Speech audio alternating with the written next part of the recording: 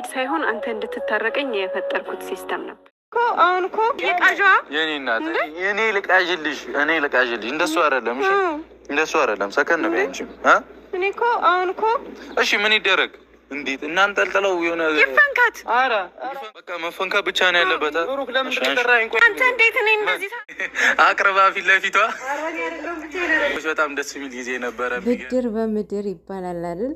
እንደዛ አስጨንቀው ለሁለት ነው ያስጨነቋትና ቦርሳ እስከሚበጠስ ድረስ እስኪሮጡ ድረስ ማለት ነው። በጣም ነው የተወነው ዳኒ። በጣም ትወናው የእውነት 100% ነው ቢሰጠው አያሳዝንም። በጣም ተውኖታል። እንደዚህ አይነት ልጅ ደግሞ ማበረታታት ግድ ነው ማለት ነው። መስራት የሚፈልግ ልጅ ነው ሲታይም ማለት ነው። እና በትንሽም ደቂቃ ትንሽ እየተጨንቋል አስጨንቋለች። የሀይሚ ትወና እንግዲህ ያው ልጅቷ ሀይሚ ናት። ሀይሚ ፕራንክ ያደረጋትን ሰው መልስ ሳትመልስ እንቅልፍ የላትም አተኛም ማለት ነው።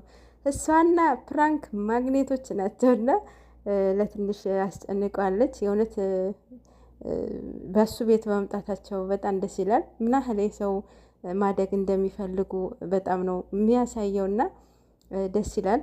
መጨረሻቸውን ያሳምርላቸው።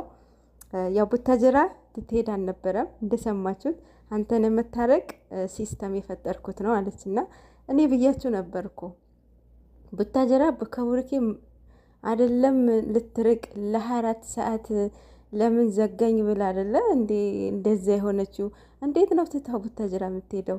ደህና ናችሁ ሄዳለች ብላችሁ ብዙ ሰዎች እያወሩ ነበር አለችና እውነትም ያወሩ ነው። ፌስቡክ ላይ ቲክቶክ ላይ ሙሉ ራሱ በስማ እና ያው ደስ ይላል። ለማንኛውም እሱ ቂም አይዝም እኮ በነገራችሁ ላይ እሱ ቂም አይዝም፣ ግን በሰዓቱ ሆት ነው የሚሆነው። ሆት በሚሆንበት ሰዓት እሷን መብረድ አለባት እስከሚወርድ ድረስ በቃ ጊዜ መስጠት እና ይሄ ነው። ሌሎቻችሁም ተማሩበት ማለት ነው። ከብሎች የሆናችሁ ተማሩበት።